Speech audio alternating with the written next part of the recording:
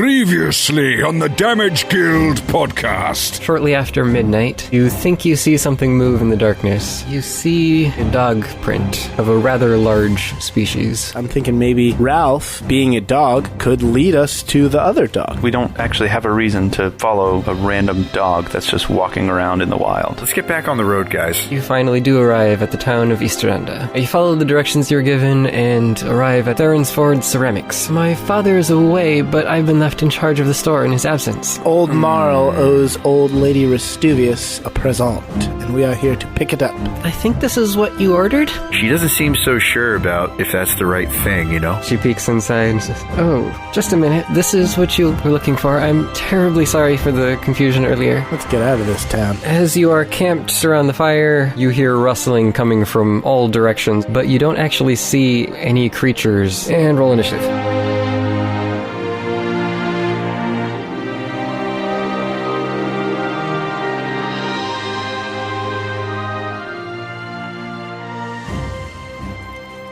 What's happening, Shabba? I'm rolling initiative. As soon as I roll initiative, I yell, "Guys!" Azlo gets a 17. 19 for Shabba. And 7 for Stripey. Tokas is on an 18. It's a pretty good roll.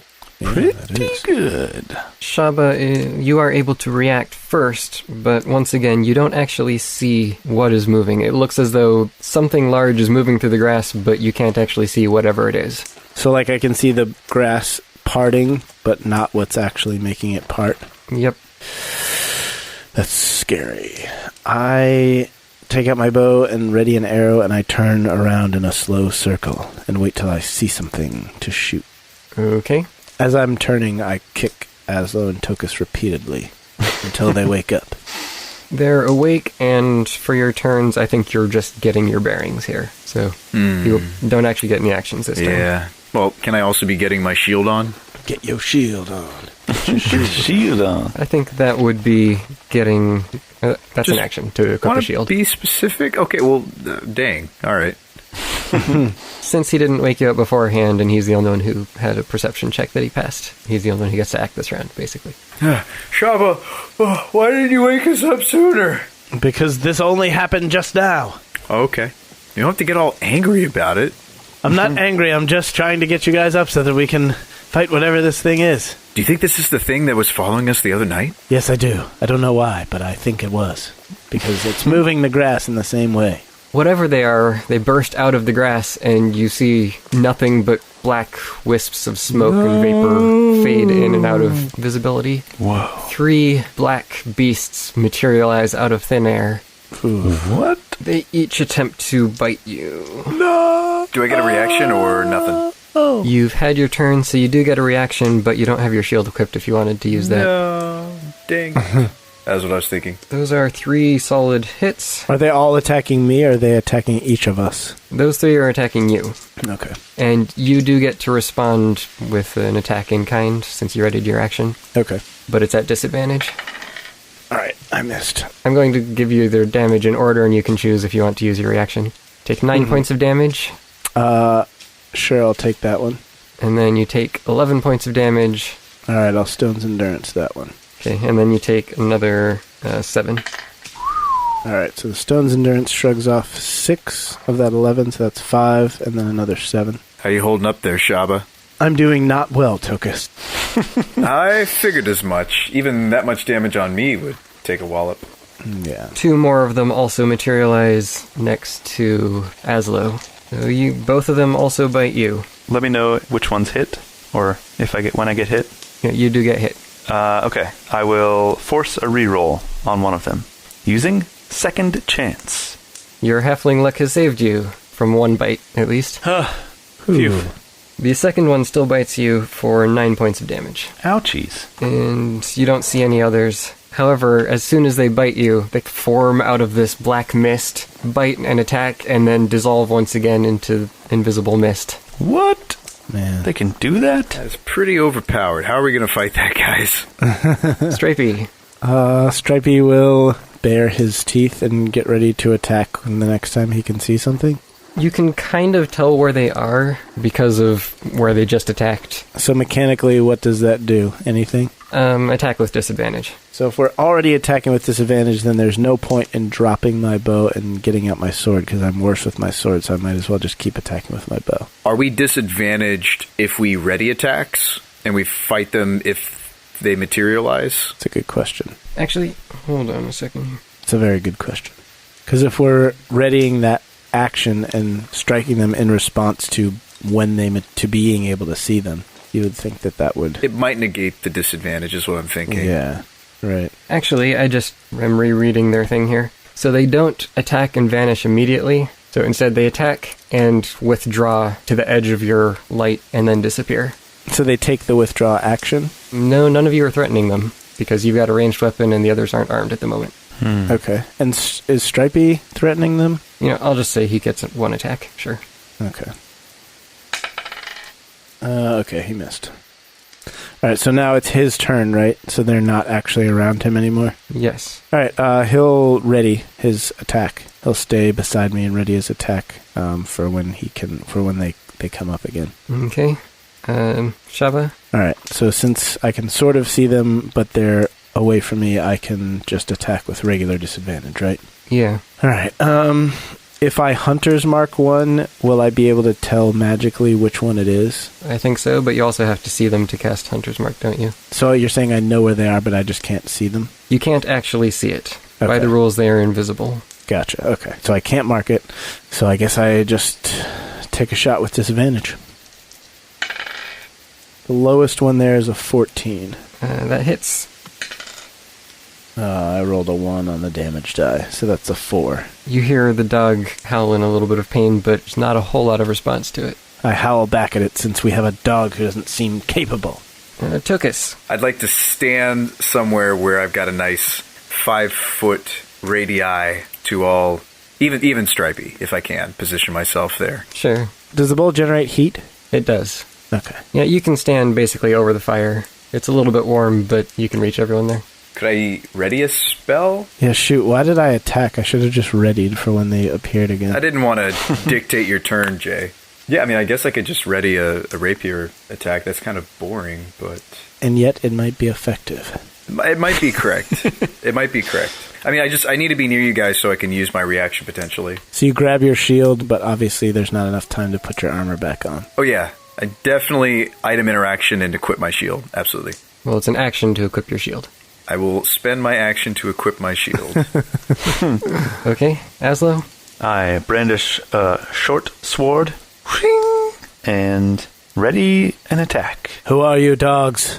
Who sent you and what do you want? Who do you work for? And I also would like to bonus action inspire. Let's see. Who wants to get inspired? Anyone? Tokas, go for it. I mean, I'm not going to be very useful here. I'm not armored. That's true. I'm just going to try to mitigate some damage on you guys. This is your fight. You can still protect us, which is very effective, but you may need the inspiration more than I do.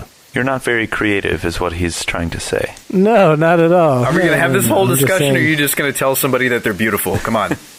Yeah. All right. Tokas, you're more amazing than the best pile of rocks I've ever seen.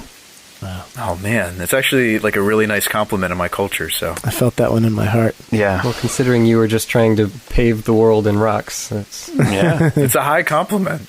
That I remember studying rock gnome culture in Bard's College, so there you go. I tell the dogs that we don't have any treats now because my badger ate them all, but if they would like, I can whip them up a batch and we can all sit down and talk about this. Yeah.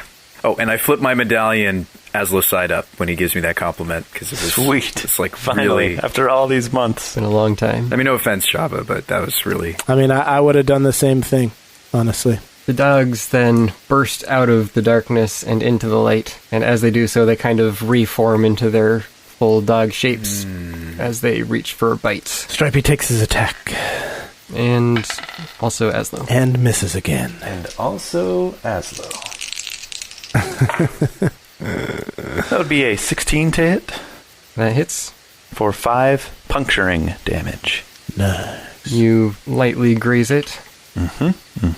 And they make their attacks. too bad this isn't a real fire, or we could throw the logs around to light them up a little bit more.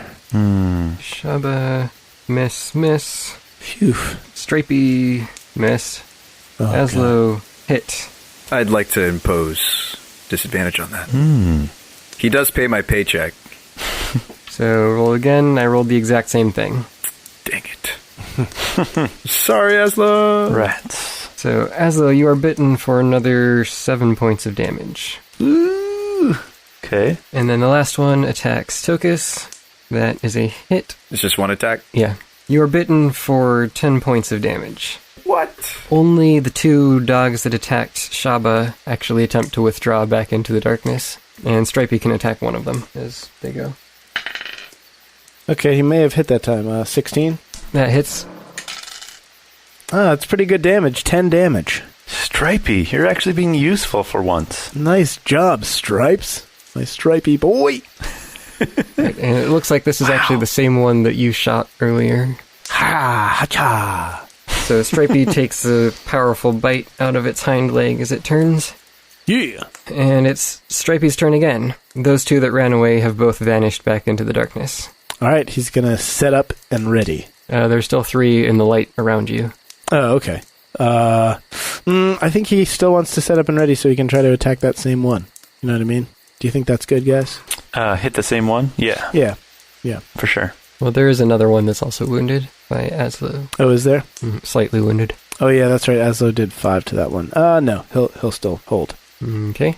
Shabba. Shabba's also going to hold. Or maybe, no, since I can see that one that's by Azlo, but it's not by me, it's in the light, so I can make a regular attack without disadvantage. You could even mark it. I could mark You could it. take it to market. I'll bonus action and mark it. And then I'll try to hit it with my arrow. All right, that's going to be a 22 to hit. Thanks for reminding me about Hunter's Mark, Tokas. It's a good spell. You're I welcome. like to cast sometimes. It reminds me a lot of how Hex works, so that's where my mind is. Yeah, they are very similar. All right, 8 damage. And that's the old turn skis. Then Tokas. Okay, the one that he just shot, I'm going to bonus action Hex that for strength. Hex, yeah. Ooh, Hex. What the hex is this herd of dogs doing to us right now? Who are you and who sent you? And they're not within melee reach, right? They're just outside. One of them attacked you last time, so that one's still in melee. Did I Hex the one that's in front of me then? No, you hexed the one that was fighting Azlo. You could change that if you want. That's not what I Hexed. I Hexed the one right in front of me for strength. So I'm going to stab the one in front of me. Ooh. Okay, so I'm hitting on a 23. Okay, that hits. With the extra dice. Oh, yeah. That is 11 damage. With your rapier and your hex? The Hex Bolt did quite a bit. So your shadowy magic attacks the shadowy dog. Yeah. And heals it. No!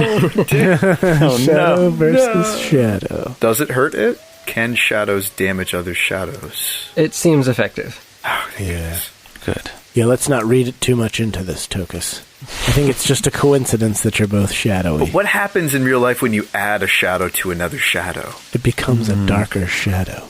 By the way, today is Chuck Norris's birthday. When Chuck Norris goes into a room, he doesn't turn on the light, he turns off the dark.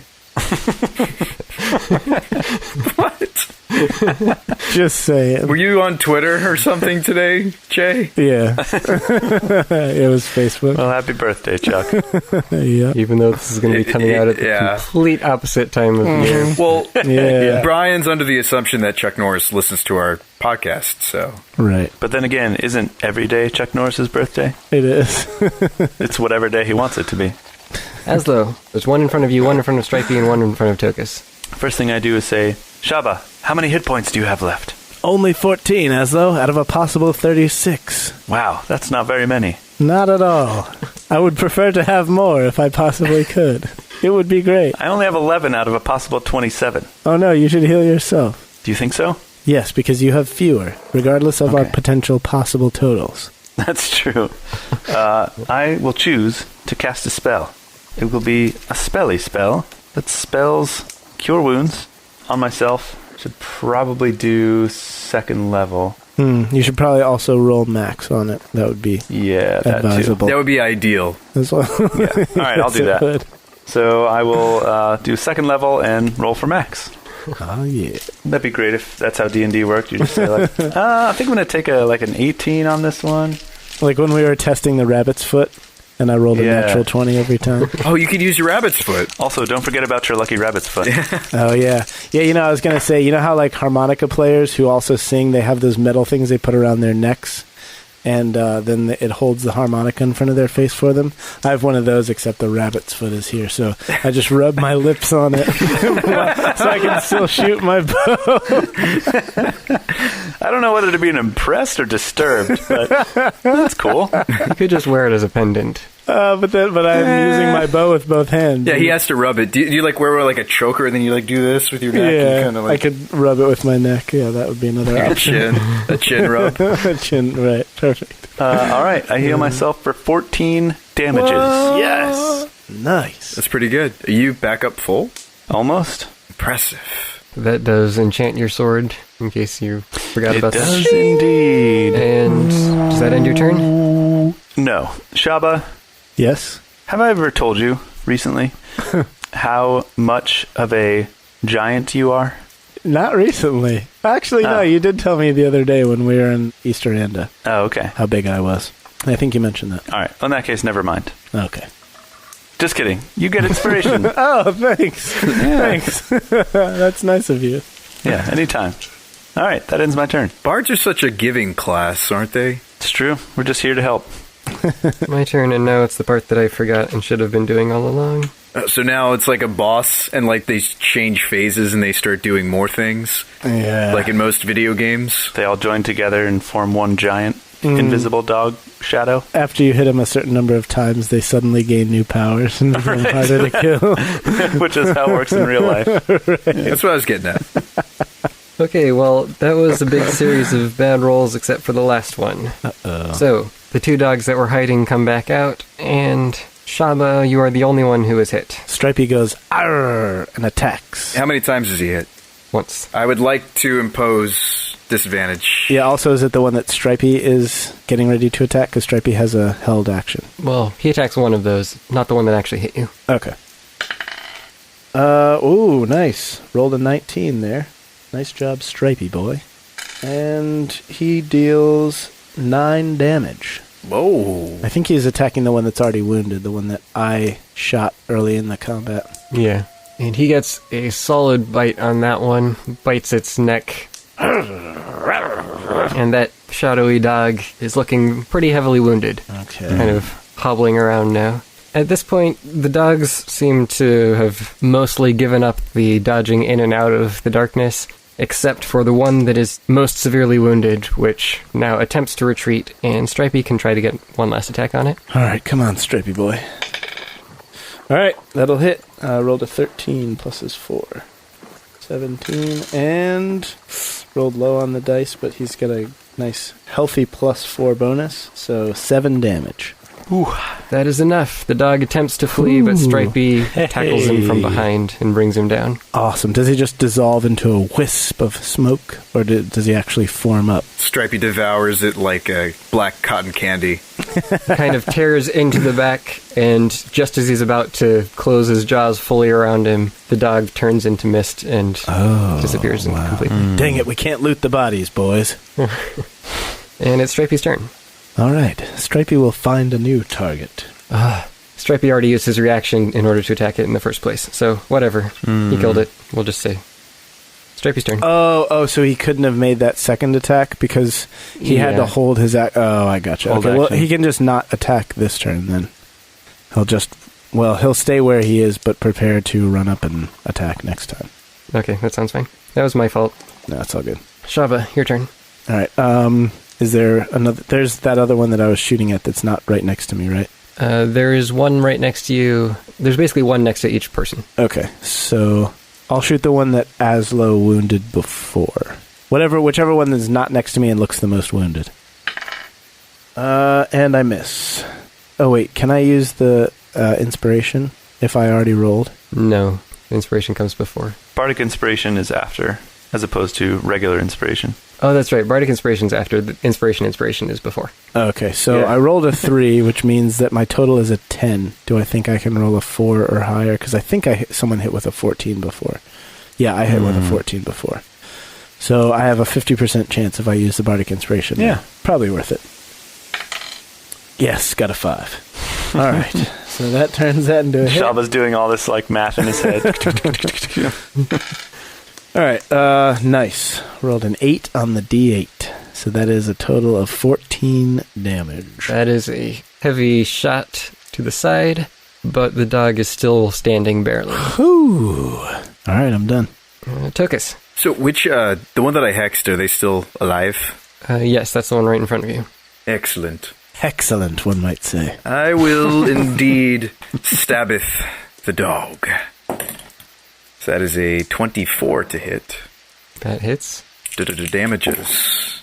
That is an additional 10 damage. This one looks a little bit stronger than the others, and it takes your blow and just keeps on snarling and glaring at you. Keeps on trucking, like dogs do. All right, and my turn. Do something, Azlo! Yes, Azlo's turn. All right, how are these dogs looking? 2 of them are fairly heavily wounded. The one in front of you and the one in front of Tokas. The other 2 are just fine. I think in that case, I will draw my other sword and make some attacks. Dual wield! How's an 11 gonna do? What's that gonna do for you, Thane? 11 is a miss. Well, in that case, I'll swing my other sword at the same guy.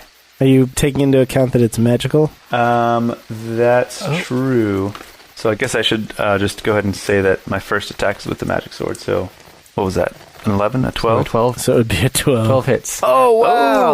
Oh, wow. I wasn't expecting that. I wasn't expecting that either. The magic sword is actually relevant for Man, one. Yeah. the king gave us that sword. King Ormog! I shout. King Ormog. Did we name that sword Ormog's sword or something? Did we name the You magical haven't sword? named it. How can we not have named the magical I sword? know. We've named every other magic item. I think it's called the King Slayer because it was from the king and it slays things. Really good. That would be, let's see, 7 plus 3, 10 plus 1 is 11 damage. And that is enough to kill it. Oh, it's good. You do a nice clean slash through the dog, which dissipates into smoke. Sweet. Put that in your pipe and smoke it. I would like to move up to the next dog, wherever that is. The nearest one to you is the one attacking Shabba. Okay, I'll move up to that one. And I got a 15 to hit that one. Hit. I would like to spend a Bardic Inspiration die to use Defensive Flourish. So I get to roll an extra d6 damage. So it's a total of 7 piercing. And then I have an extra +2 to my AC until next turn. The one that is attacking Tokas Uh-oh. backs up a couple of feet and then lifts up his head and gives out a terrifying howl. Uh-oh. This is another phase of the boss battle. Everyone make a wisdom save. Okay. Before everyone rolls, Yeah. I think that I will use my session inspiration for this roll. So keep that in mind. Can anybody give me some intel on what this roll might entail? If you fail, it's probably bad. Like, Yeah. what kind of bad? I don't know, honestly. Like something happens to your mind. Okay, well, I will also inspiration. I'm going to rub the lucky rabbit's foot with my lips. That's a bonus action. Oh, it so is? You can't do that. Oh, okay. All right. Inspiration it is then. So everyone's doing it. Yep. Natural 20. Natural 9. So that's an 11. So I got a 9 and an 18. Oh, yeah. Oh, I got you there for a second. Thane was like, yes, he failed. Yes. So with advantage, everyone, you got the 11, that was with advantage? Yeah. My rolls were a 5 and a 9. Well, it actually was not a hard check. Oh, thank So goodness. 11 is exactly what you needed. Wow. That's So surprising. what about Stripey? Oh, yeah, Stripey. Oh, no, Stripey. Stripey does not have a session Inspiration inspiration like I do. Well, we need to get that changed. I think the main power is that it's a large area of effect, not that it's hard to pass the check. Okay, yeah, so Stripey, I think, probably failed that. I rolled a 6, and his wisdom is... Oh, he's actually got a decent wisdom, surprisingly. So +1, so 7. No, Stripey fails. He is a crime kingpin, so he obviously has a high wisdom. Yeah. Stripey is frightened Oh, no! from the howl. So that means that he has disadvantage on attack rolls and ability checks as long as he can see whatever is scaring him, Ooh. and he can't move closer to it. Oh, man. It is pretty bad. I'm kind of glad I used the inspiration. Stripey had never been scared of nothing. Fear is pretty good in this game. Tokas starts thinking, how can I become fearful? Like a potion of fear. How can you incite fear Like Scarecrow. in your enemies? Like Yeah. poison gas. Right. Yes. The other two are going to attack both of them on Shabba. So are you going to use your reaction to defend against one of these? So there's 2 hits coming at Shabba? Yes, I will. Disadvantage on the first one, then. All right. So that is a miss, and the second attack hits. All Well, right. okay. Well, yep. And you are bitten for 12 points of damage. Ah, it's a good thing they didn't both hit. Jeez, I'm at 2 hit points. No. Make a strength save. Uh-oh. Ruh-roh. Uh-oh, Raggy. This might be like an overrun effect. I don't know. Yeah. So wait, if this rabbit's foot is a bonus action, how can I ever use it on a saving throw in combat? It's until the end of your next turn. So if you suspect there's one coming up, So I have to know that there's a saving throw that I'm going to have to make. yeah, it's probably not going to help with saves, but Gotcha. All right, I failed. I got a 6. so it bites your leg and pulls you down to the ground. Oh. So you're prone. Yikes. Stripey, So he can't move closer, but he can still attack this one that's right next to us, right? yeah. There's one kind of in between you or next to both of you right now. All right. So he will try to hit that dude. That's an 11. That misses. All right. Azlo, do you think we should try to learn more about these beasts, by the way? Who would send such shadowy visages to hunt us down? Only the cult. That's what I was thinking, Shabba. Only the cult. Shabba lifts up his head from where he's lying down. Only the cult. And then I put it back down. And then you kind of fall back down. That's great. Shabba, it's your turn now, and from your newfound perspective lying on your back on the ground, you look up into the sky, and you see a familiar, foreboding shape silhouetted against the stars. What? Oh, it's the black horse wing thing. Oh my gosh. Oh, no. The cult is behind this.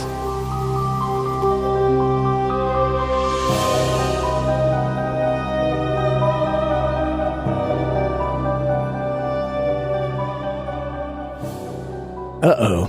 Sounds like things just got real mysterious for our heroes. But anyway, welcome back to the Damage Guild podcast, everybody. I hope that by now everything's doing better and you're still able to enjoy your summer to some degree. We are trying to get out as much as we possibly can. We've been to the beach once and we're going again next month. Trying to keep some semblance of normalcy to try to feel like the world isn't a crazy mixed up place right now. We have not live streamed in quite some time, so our Champions of the Multiverse campaign is on hold for the time being, but we promise that as soon as things are a little better and we feel a little bit safer getting together, that we will continue doing that. Also, don't forget about the second campaign that we started in lieu of that, which you can find at patreon.com/damageguild. That is our Tales of Grisanth campaign, where we're rotating DMs, just like in Champions of the Multiverse, except it's only the 4 of us, and we all have characters, and we are each doing little mini arcs that last between 2 to 3 episodes. So you can get that whole campaign, which is currently in process, by going to our Patreon and signing up at the Steel tier. As always, thank you so much to all our patrons. We love each and every one of you. Thank you to all our listeners, because you're also the best. Be sure to say hi on social media or on our Discord. You can go to our website, thedamageguild.com, check under social, and come see us in all the places that we live and exist. We're on Instagram, we're on Twitter, we're on Facebook, we are on Discord, like I said, and we would love to see you in any one or multiple of those places.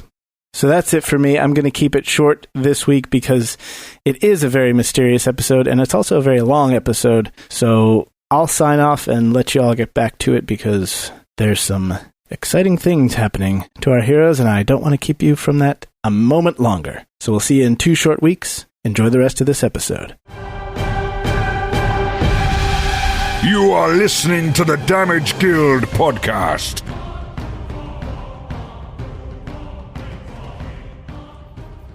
Shabba, this is your chance. Shoot it down out of the sky right now. While you're on the Take ground. the shot. Yeah, from the ground. You can do it. I can't. I wish I could. No, I know. I believe in you. Just do it. But this more imminent threat will kill me. I only have 2 hit points. That's okay. You just need to shoot the thing down. But I can't do it in one shot, Azlo. So the one that I hit before is still alive, right? The one that I have marked? You marked the one that was attacking Azlo, and he killed it. Oh, okay. All right, so I can move my mark. You can also stand up. It's just part of your movement. Yeah, I'm going to stand up, and I'm going to look around and survey the scene.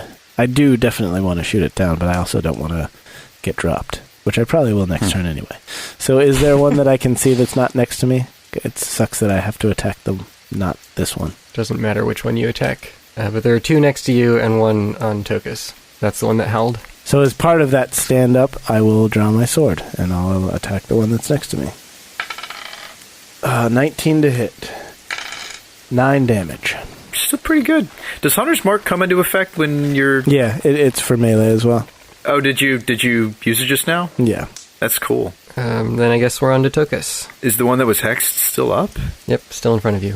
So we're going to get a little creative here, Jay. So hold on to your butts. We're going to try something creative. All right. What if I lightning lured one of the ones that's too far away, Okay. and then action surged to Green Flame Blade? You could do that. I'm trying to maximize everything I can right here. Okay, which one's weaker of the 2 that are too far away to be in Green Flame? The farther one. The one that's just on Shabba. Okay, so I'm going to lightning lure that one. So that is a strength save. Yes. I failed. Sweet. I'm going to deal some lightning damage, 5 lightning damage. So you whip the dog around the neck, yank it towards you past your friends, Sweet. and it ends up right next to you on the other side of the fire. Nice. Whew. Thanks, Tokas. Shockingly effective. That's super helpful and shockingly effective. All right, action surge. And I don't know why that ability turned into a barbarian rage for a second there. I would like to Green Flame Blade the hexed dog. Okay. I still have inspiration. Bardic inspiration. Right? Because I may need it. No, I don't. That's a 25 to hit. Nice. Rolls of damage. Ooh, max damage almost. 15 damage on the main target. And 3 from the green flame blade. Okay, you get a very heavy hit, and your shadows meld together.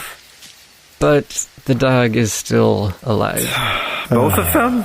Both of them are still alive. Oh, no. Barely. Tokas is like, I'm doing everything I can. Well, you certainly helped me out. How many of them are left? 3. 2 of them are severely wounded. The other one hasn't been touched. For what it's worth, I know a lot of the forums I've read basically say that Eldritch Knight is a weak choice. But, I really have enjoyed the package here, a lot of the different doohickeys. You have a lot of options. Yeah. It's nice to be able to have that sort of versatility in combat. Jack of many different trades and master of none of them. Yeah, but you have ranged attacks, you have melee attacks, you've got ranged attacks that turn into melee attacks. Your lightning lure. No, I've been having a lot of fun with it. Actually, the lightning lure also gets souped up next level. Oh, that's sweet. So, yeah, both of my spell cantrips get supercharged and are actually useful. Green Flame Blade especially, because it gets the extra damage on the attack itself. Yeah, that's nice. That D8's pretty sweet. Azlo, it's your turn. I don't want Shabba to drop on us. I should probably heal him, right? I'd certainly appreciate it. Yeah, I leave that up to your discernment here. I mean, you could maybe kill both of those, though. You think so? You can thunderwave your whole party and hit all the enemies along with them. Could he get into a position to thunderwave more than one of those enemies without hurting us? Not without hitting you. Because you're all kind of intermingled now all around the fire. I could see you sword attack, the 2 that are wounded, and take them out. Yeah, and that would be 2 less attacks we take next turn. Yeah, that's a good idea. Yeah. Okay. Actually, you could thunderwave and hit everyone except for Shabba. Ooh. Actually, that really? might be worth it. I got 32 hit points. Yeah. Stripey's got 23 left. Yeah, Ooh, let's do okay. it. do it. All right, in that case, let's do it. You gotta soup it up, though. Make it a second level spell. Go big or go home. That's right. I will, in fact, make it a second level Thunder Wave. All those creatures make con saves. Sick. Oh, I got a natural 20. Nice. Dang it, Stripey failed. Okay, the 2 wounded ones passed, but the other one didn't. Okay. All right. Well, unfortunately for them, they take 13 thunder damage, halved to 6. Okay, so I take half that? Yeah. Stripey takes 13. Okay. Perfect. And- Sorry, Sharpie. With a bang, the 2 that are right next to Tokas flash back in clouds of smoke, Yes. and the other one Sweet. takes the heavy hit and is pushed back into the darkness, All right. Nice. where it promptly disappears. Oh. And you then hear footprints running off into the darkness, We hear footprints. because it was my turn right after that. I think I'm okay with it. We gotta heal up here, Shabba. Wait, I think we let it go. Yeah. Yeah. But that thing, guys, that thing flying around in the sky. Remember when we were fighting the undead horde outside of Miller's Field? Listen. Yeah. Tokas, look up. Look in the sky right now. Shabba, you're delusional. You're losing blood. No, look. I'm not. Look. It's up there again. This tells us exactly who these shadow dogs were sent by. I don't need to look at it, Shabba. I believe you. I don't need to look at it. Tokas, you don't need to look at it, but trust me, you want to. All right. I look Tokas, at it. Can Tokas see? Can I see it? You have dark vision, dude. Of course you can see it. Just flew behind that one tree. Well, it was there. I promise, though. It was there. You look up and you can see that it's actually flown pretty far distance from where it was when you first spotted it. It looks like it started leaving as soon as the battle was clearly going against it. This is correlation. This is correlation that the same entity that was behind the undead horde attack on Miller's Field was behind this shadow dog attack. Yeah. Now, these shadow dogs are different from the two-headed dogs that the cultist had when we entered its cave, right? His cave. Yeah. So, but clearly they love dogs. They're big, huge dog lovers. So we have to keep that in mind when we go back to Blackblade and ask for entry into their cult. Maybe we could bring Ralph. Maybe that would be a little icebreaker, right? We could get a conversation started. We could build a rapport. That's true. We could get on their good side. So just something to keep in mind. Shabba, I appreciate you taking the initiation to look into this, but I don't know if this tells us anything new, right? Okay, we haven't seen the flying knight guy person since Miller's Field. Right. So what of it? Are you trying to say that they have been following us or something? All I'm trying to say is that he was there then, he's there now. This means that First the of all, we don't cultists- know if it's a him. Well, whatever. You know what I'm saying. You just called it a knight. We don't know what it is, okay? We have no idea what this thing was there at both events. All I'm saying is that is a correlation to show that the same entity is behind both of these attacks. Could be the cult, could be some random, unknown fourth party that we've never heard about, but I'm pretty sure it's the cult. We're pretty sure it's the cult. Yeah, I'm pretty sure We're it's pretty the cult. sure. Yeah. We're pretty sure. But, like, since when did the cult have sweet flying knights of awesome shadowy power people? Like, I don't remember that. When we were getting raided and my home was destroyed. And Maybe your people were so weak that they didn't need flying power shadow knights, because it was also underground, and flying things, I don't know if you know this, but flying things don't really do well underground. But here's the thing. We're small fries, Shabba. I hate to tell you, but on the chain of command, as far as Sapphire Saber, no, the whole world is concerned, we are insignificant, finite bits of nothingness. Tokas, we interfered with their plans directly. We went to that cave and we disrupted the crystal that was corrupting the land. How do they know to find us? Because the guy ran off and teleported away in the teleportation circle and told them about us. Shabba, we have to give the crystal away.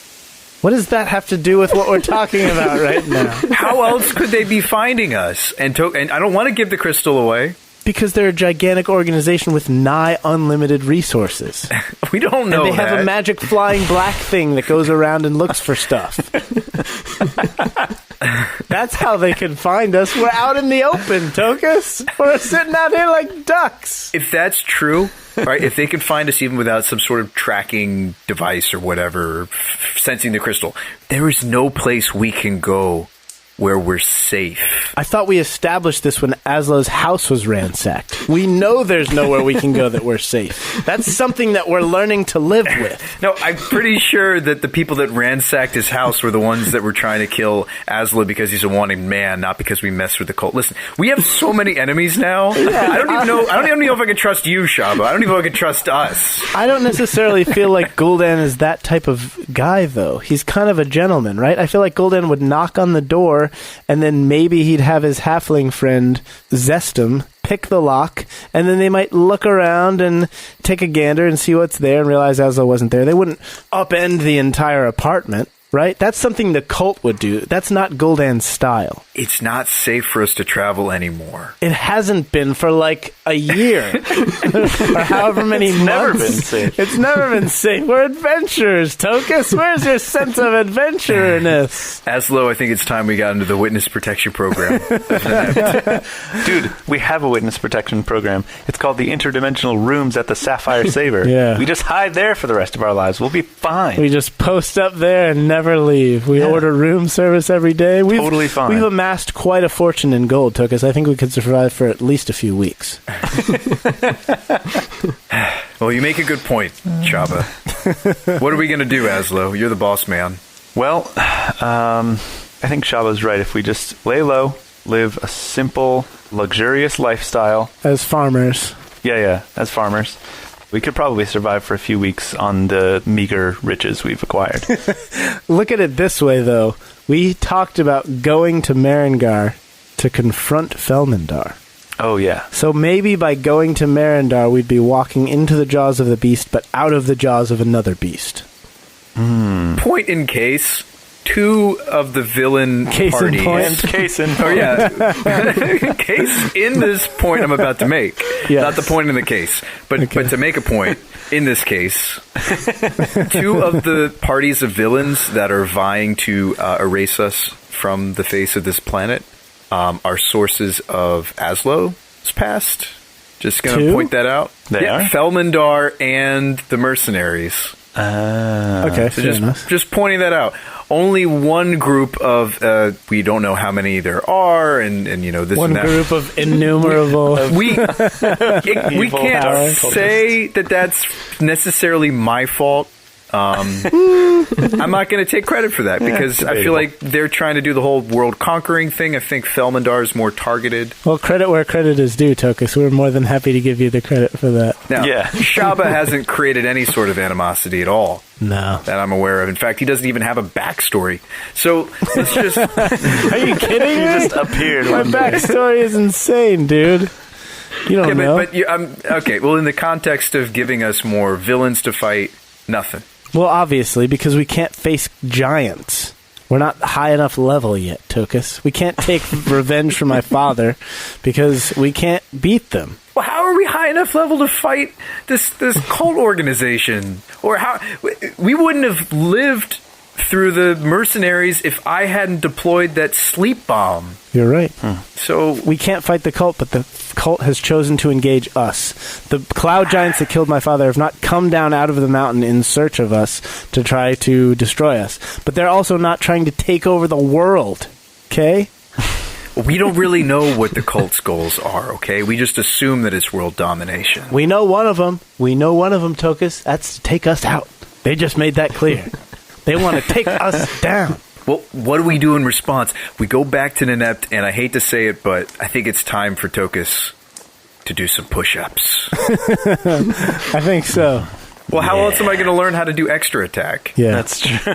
That's a great point. It's the only way you learn how to do that is push-ups. I feel like we need a sudden and inexplicable upgrade. I feel like we need a room where we can increase the level of gravity times like 100, and then we train in there. Definitely. And then we get really strong really fast. Does it defy time? Yes. Yeah, let's do that, and then we'll figure everything else out as we come to it. Definitely. The one remaining dog and the flying beast have both disappeared into the night, and after your rousing harsh words with one another, things calm down a little bit more, and I guess you spend the rest of the night on guard, but ultimately nothing happens. All right.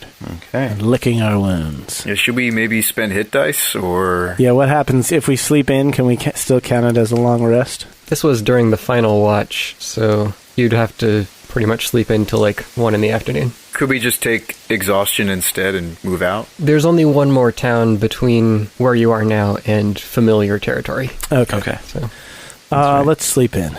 Agreed. Okay. So we're going to recharge spells and everything. Yeah. Yeah. So you'll get a late start the next day, but continue on homeward bound. We need to visit Blackblade when we get back to Nenept. We had planned to try to interfere with the cult's operation, but now that Azlo has looked into the basin and seen his future and his past, he wants to go to Marengar. I do indeed. So we have a decision to make, boys. Do we go to the other continent, or do we simply return home and resume our work as Davids against the cult's Goliath? Okay, so working off the information that we have, why go after the cult now? What's different? We're still just as powerless, Shabba. That's true. And yet, we somehow had the drive and the determination to attempt to disrupt their plans. I just think this is a little bit out of our league, that's all. I want the cult dead just as much as the next rock gnome that's no longer with us. So, do we enlist the help of the king? We've tried that, Tokas. We've talked to the king. We've tried everything. It's true, Tokas, what they say, that all that is necessary for evil to triumph is for good men to do nothing. And that's what we are. We're good men doing nothing. If we give up on this cult. Where do we even start our journey? I mean, do we want to... I mean, I hate to say it. I've been thinking about this for a while now, guys. What if we know where their base of operation is after all? Tokas, we have an inn. We have a start to this journey. It's called Blackblade. She doth have a name. And she has told us that with the suitable funds, she would be willing to set up a meeting. Yeah, but is that their headquarters, or is that just like a town hall? We won't know until we get there, but that's our lead. That's the lead we have to go on. No, I'm surprised that Azlo isn't fighting for us to go save his beloved. I very much want to. For you to sail from Nenept to anywhere in Marengar is going to take you 2.5 to 3 months. Whoa. Okay. Dang. So by the time you get back here, it's going to be a long half time. A year at least later. Right. Time will pass. Then again, if you go down and investigate the cult, where you know that their base, or one of their bases is, in the Caldera, that's also going to be a few months of travel. Mm-hmm. Okay. Well, I don't think we necessarily need to decide at this moment. I think we should get back home and talk to Blackblade and see what the deal is. We talk to Blackblade, we go to Lady Restuvius, we get our payment, and then we see what the funding situation is and figure it out from there. My quandary with going to Marengar is that I want to confront Felmandar once and for all and bring him to justice, but my fear is that he's a more powerful spellcaster than I, and so I don't know that I'll be able to defeat him. Does he have a party of like-minded individuals with different skill sets? Not that I know of. Well, then we've got the leg up on him, Azlo, because you have Tokas and me and Stripey. Shabba, he might have a hostage. It's not so simple. But we still have some extra power. We have each other. I'm just saying, we would be able to kill Felmandar, you and me, Shabba. Azlo wouldn't be able to do it because in the process, like, he kills her and, it's tragic, but has to be done. That sounds like something that is like a super unlikely possibility, but something that you have preempted and set up for that to happen. Like what you're saying, Azlo throws a knife at Felmandar and then it kills Nalia and he has to relive the trauma of hitting that noblewoman, except this time it's his lady love. And then the whole story starts all over again. But it's so much worse. But we do get to kill Felmandar. That's true. And sometimes revenge is good enough. Sometimes revenge is better than love. That's an old rock gnome proverb. That's definitely a shirt-worthy quote. Oh, yeah. Sometimes revenge is better than love. But it is. Remember when Azlo was at the fountain, instead of looking for her, he looked for Felmandar. That's right. And it wasn't for love. Yeah, sometimes vengeance is more powerful than love. Maybe. Yeah. Maybe that's what I was getting at. After your late start, you ride through the rest of the day and eventually make your way to Booker's Ferry It is early evening, and you now stand at the edge of the Narmek River. You can still see, looking down into it, some faint traces of the remaining pollution, dark sludge and gross things floating by, but most of it seems to be clear at this point. This is probably about 100 miles or so from the source. From the cave that we disrupted? Wow. The river itself is perhaps half a mile wide, and across the water you can make out a sparse collection of small wooden structures.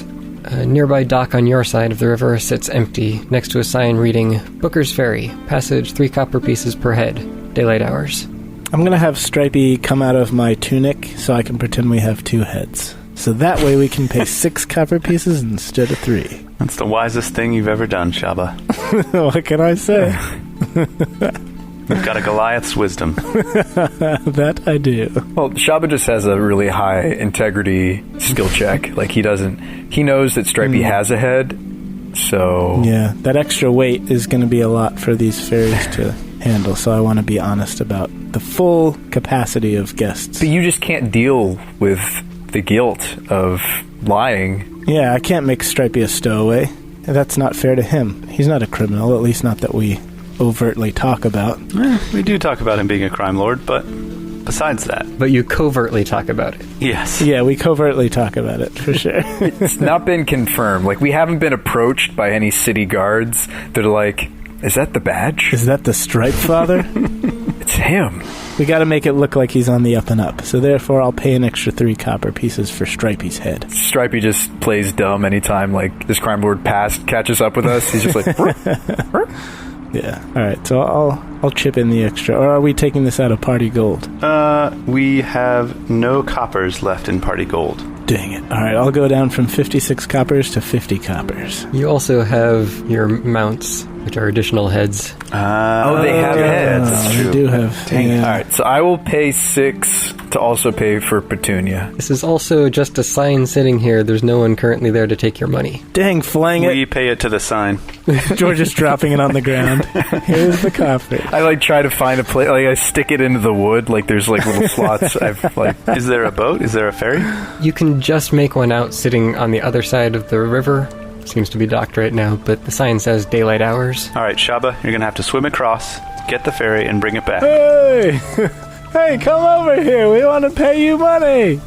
Dang it. So it's nighttime and it says daylight hours. I guess we're going to have to camp here, guys. Yeah. Fellers. All right, I guess. How far is this river if I did want to swim across it? I said it's about half a mile. Half a mile. Forget that. Yeah. Yeah, right. This is no joke. Well, let's make camp, and Shabba, you can teach me how to fish finally. All right. I will. So we go, I pick a strong reed from the river side and rig up some gut cord, which is string made from the intestines of the last kill that I made, which is a squirrel. And then we fashion it up with a little hook, and Tokas and I go out digging on the bank for some beetles and worms. And then we cast our lines in and smoke our pipes. Well, Shabba, that's precious food you're putting into the river. What do Well, you can eat out of the bait box if you want, but we have to catch fish too. That's the whole Oh, point of okay. this. See, where I come from, this stuff is like a delicacy. Well, you don't have fish where you come from either. No, I mean so- the bait. Well, that's what I'm saying. We're trying to broaden your horizons. Putting perfectly good food into the water with hopes of catching something else that only tastes maybe just as good? Well, here's the good thing about that, though. Let's say that you toss in a line with a worm and then you catch a fish. Then you get to not only eat that fish, but you get to eat the worm inside of the fish. So it's like a 2-for-1 special. Think of it that way. So instead of just directly eating the worm, you're eating the worm that has been already pre-digested by the fish. I do like a good BOGO. Yeah, it's a really good deal. I can appreciate that. I think you're normally supposed to gut the fish, check out those sorts of things. Yeah, but we don't. We just throw it on the fire and let her rip. Yeah. Goliaths. Okay, so you settle down on the dock and start fishing. Yeah, and we smoke our pipes. Even though we don't have pipes, we just pretend like we're blowing intricate smoke rings. Speak for yourself. Yeah, Azlo might have one. Azlo has like a 3-foot long pipe. It's like one of those Ricola things. Yep. Except it's a pipe. So it's as long as you are tall. Or maybe it's just a saxophone that you can strip down and turn into a pipe whenever you're not using it to play music. Definitely. Yeah, why don't you entertain us? You're a bard, Azlo. You could pluck us a tune. Yeah, you should lure the fish in with your sweet melodies. Yeah, nope, I'm good. Thanks for the invite. I'm just gonna sit here and smoke my saxophone pipe. Thank you very much. Do we make a check to see if we catch anything? Sure, give me survival checks. Sweet, dude. I'm real good at survival, guys. Alright, I rolled a 3, so that's an 8. I get an 8-pound fish? What? Wow. Thanks, Thane. That's really generous. I rolled a 4. I got a 15. You're not even fishing. I know. It's my charismatic approach. What can I say? You play a song and the fish just come out of the water. They just throw themselves at you, like the ladies in the tavern when you play the same song. That's right. You're just sitting on the docks and watching them fish and imagining to yourself how much better you would be doing if you were doing it instead. Yes, exactly. And surviving doing it. Hence my survival roll. Yeah, you managed to fish up a couple of small things. Sweet. It looks like one of the fish you catch is still diseased or something's wrong with it from all of the slimes. So it's like a Simpsons fish that lives outside the nuclear power plant? Yeah, it's got the third eye. Third eye? It's kind of like half rotten away. Ooh. Yeah. Yeah, I don't know if we want to eat fish out of this river at all, actually, now that I think of it. Yeah, I think we just lost that worm. Yeah. So That's okay, Shabba. We probably shouldn't be eating any of the fauna or the wildlife around this area anyway. that's true. But I'm so glad you taught me how to fish. Yeah, when we get back to Nenept, we can go out on the rocks, maybe grab a couple brewskis and make a night of it. We'll invite my best friend along, and we can all hang out and have a nice fishing party. So with the evening meal somewhat of a failure, you set up your camp and spend the night there, which passes uneventfully. Morning comes, and you see a small boat making its way toward you from the village. As it arrives, a middle-aged man with a graying beard and a simple pipe in his mouth comes out and moors the boat to the dock before returning to the group. "Welcome, gentlemen. Don't think we've met. Booker?" He gestures towards the sign with his pipe. Oh, is this town named after you? "It's named after my family." Everybody's first name is just Booker? No, I go by Booker. It's easier that way. Ah, I see. He kind of squints and looks around at the group. "So you got, 7 heads? That's right. 21 copper. All right. I give him 9 for my 3 heads. I pay 6. 6 as well. And then as soon as I pay him, I mark it off of my character sheet. He counts the coins quickly, then pockets them. "All right, step right in." Man, you must make a good living with all those copper. Most of the time, there's some decent trade coming through here. Haven't seen too much these last few weeks, but I'm sure it'll pick up again soon enough. Is that expected for this time of year, or is that unusual? Nothing too out of the ordinary. How's the river been? How's the health of the river been lately? Oh, well, it seems to be getting better. There was some strange stuff flowing through there not too long ago. Were you flowing? Were you still ferrying people when it was its worst? Well, tradesmen have to trade. Tokas looks at his feet and the bottom of the boat. Do I see anything strange? I guess if you want to make a check, you can. Yes, I do. And investigation, probably. Ooh. 25. Here and there are a few stains. It looks like, on close examination, you can recognize some of this as being some of the sludge from the river, and it looks like people walked around with their boots on it, but it's just kind of the stained remnants of it, and the boat has since been cleaned.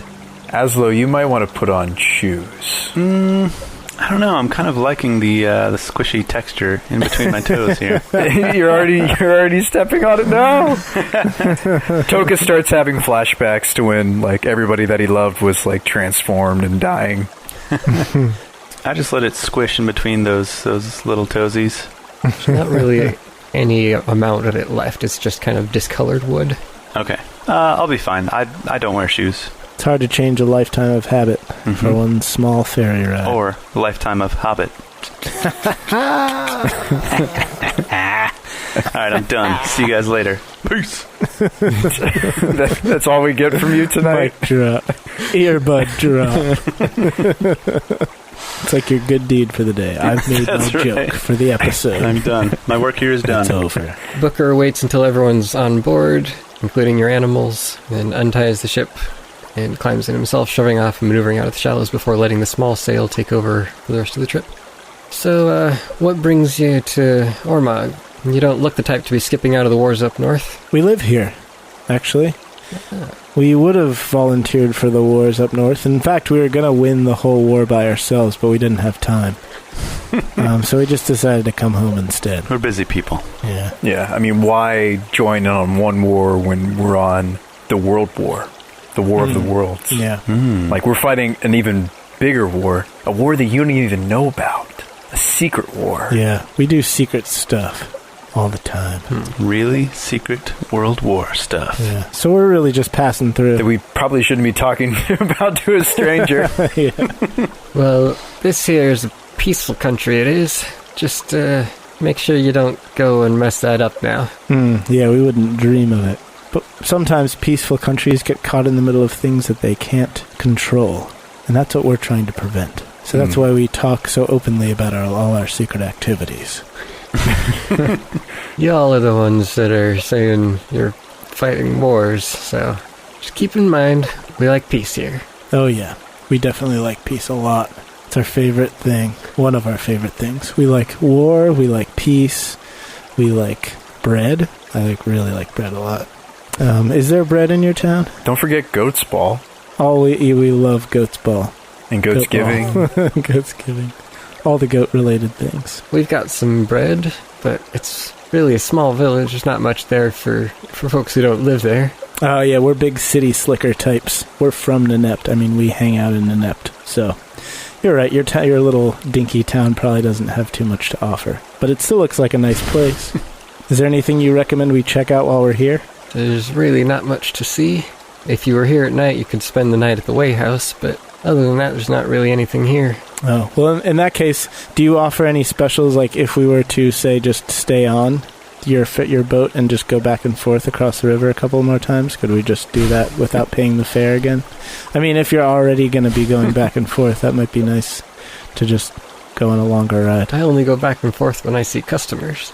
Oh, okay. Not worth the trip to go myself. Yeah, we're not looking for anything, any real touristy experiences. You know, we want the authentic experience. We want the real thing. Yeah, we want some, like, native Booker's Ferry cuisine. You know what I'm saying?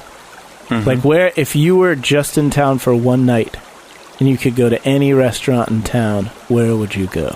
To the one that there is over at the Way House. Oh, right. Like, that sounds delicious. The Way House? As you get closer to the town, you can see that the whole village is maybe a couple of dozen homes. Okay. So there's really not much there. It's just one building called the Way House. Yeah, the Way House. Let's say you had an invitation to anyone's house in the village. Who's the best cook? Can't say I've had the opportunity to eat everyone's cooking. Well, of course, I know you have to say your wife, because that's the right answer. That is true. Oh, well, thanks for the invite, but we really can't. We wouldn't want to impose. Yeah. We've got important stuff to do. Got to be on our way, but thanks anyway. Yeah, we really appreciate that. I'm getting the feeling that he thinks we should have paid double. Just the amount of questions you're asking. It's like, what was that one place in the border town with the wall where you could pay for conversations? Waspel? Yeah, it was somewhere where we were headed to Waspel. Remember, they were like... Jabel. Yeah, Jabel, and then we went into the place and they had like a spa with incense and stuff, or you could pay people to have a nice conversation. I bet you he's like, I should have charged extra for this conversation that we're having. But if you have any leftovers from last night's dinner, we would take that. That's fine. We'll accept that. We're not picky. Yeah, we're just lowly adventurers. We never know where our next meal's coming from anyway. I just got myself a couple of snacks to last the day. Oh, I mean, that's fine. We'll take that too. Booker. Really, it's okay. Booker, Mr. Booker, sir, would you say that you've got an impeccable memory for customers? Well, I recognize most people that I ferry across here, and I don't recognize you three. That's why I asked where you're from. what you're doing here. Azlo, maybe we could use that to our advantage. Do you remember the couple of people that tried to kill us a while ago? They tried to capture you? I pull you off to the side so that he can't hear you say that.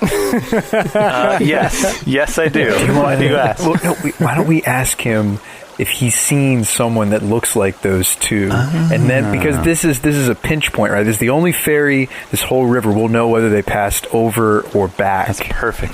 Because we kind of need to know where they are. I don't have any more sleep potions. Yeah. I think, so we're approaching Ormog from the north, and we ran into them on the south road, right? Toward Waspor, Right. yeah. So it was the opposite. Yeah, but we took a teleportation circle, and they're hunting us, right? They're hunting you. I'm Yeah. sure that they picked up on that. Yeah. So hopefully that threw them off. Well, yeah, but I bet maybe they did go looking north. This could be a way for us to know. Yeah, it can't hurt to ask. And maybe we gave them the old switcheroo. Yeah. Did you see a large man in plate armor accompanied by a halfling anytime recently, Mr. Booker? They're friends of ours. Yeah, they're our best friends and we're looking for them. We're looking for them. Can't say I recall anyone of that description, at least not the past few months. Well, they had really cool accents too, so... They did. We're looking for them. They're friends of ours, but if they do happen to use your ferry, don't tell them about us. Because it's sort of like a big game of hide and seek, you know? So Matter of fact, as a prank, what you could do is, when you get out to about the middle of the river, sink your boat. I think that would be a really funny prank that they'd love. that would be hilarious. You should do that. Yeah, they got us last time with a practical joke. Yeah. They put frogs in Shabba's tunic. It was but, great. You know, it's Oh, our yes. turn to get them, and good old boat sink is Yeah, perfect. That would be really good. Especially if you tie rocks to their feet. That would make even it just funnier so that much way. funnier. They would have such a They laugh. would love it. Oh man, let me tell you. Y'all have some interesting friends, it sounds like. We sure do. We're interesting people. That's what happens when you're adventurers. You get way more interesting. Yeah, like I said, I haven't seen anyone like that anytime recently. Don't expect to, but never know. Yeah, never know. At this point, I think you've pretty much reached the opposite shore. So he throws out the rope and moors the ship there. Excellent. Nice. Well, as we're disembarking, I extend my hand to shake with him, with Booker. All right, he stands up and shakes your hand. Okay, haha, gotcha. So when he shakes my hand, there's a gold piece in it. And I say thank you so much for the ride and for the conversation. We really appreciate it. His mouth just opens wide, seeing the gold piece there. He's like, I don't know that I can take this, sir. Well, it's a tip. Just consider it... Where am I going to spend it? Well, don't worry about that. I'm sure your wife will have a few ideas. I've got a great idea. You can spend it right here with the AAA team. Yeah, you can utilize our services. Yep. Does your town have any ailments or beasts walking about? Nothing too close to here, I don't think. I mean, there were some packs of gnolls down south along the road. Knowles, you say? Yeah, I don't really see them myself, but Do you think we could talk to the local guard about it? we don't really have a guard here. Well, you have a militia, surely. Surely you have somebody protecting Well, the... we're all in the militia. Wow. Oh, sorry. You were serious. I mean, that's what a militia is. It's the people... We're going to true. go see the town mayor, okay? See what he says about these gnolls. Well, I'm kind of in charge of the town here. Oh. Well, maybe we can get this problem solved for you. Have the gnolls been harassing you or in any other way making life difficult for the people, the citizens of your town? Not for us personally, but I suspect that might be one of the reasons that there haven't been so many traders coming up here. Could you all make an intelligence check for me? Intelligence? I don't have any intelligence. Wow, I rolled a natty 1. I do have some intelligence, but not much. A 7. 18.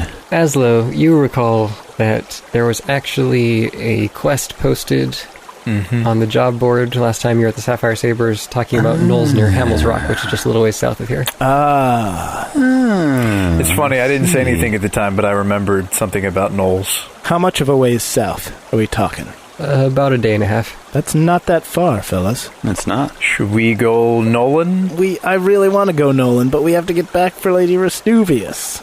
How far is that town from Nenept itself? Another 3 days. It's on your way. You're gonna, at least if you follow the road, you're going to head south for 2.5 days and then west for 2 days. All right. Okay. I'm feeling that. Yeah, I say we do it. I mean, if nobody else has done that quest yet, it must be easy. Yeah. Let's do it. And we definitely don't want your small town to be starved of trade. We know how rough that can be. Well, I'd appreciate you taking a look at least. Like I said, I haven't heard anything too recently, so can't say much about what's going on. Well, if there's something going on, rest assured the AAA team will get to the bottom of it. Much appreciated.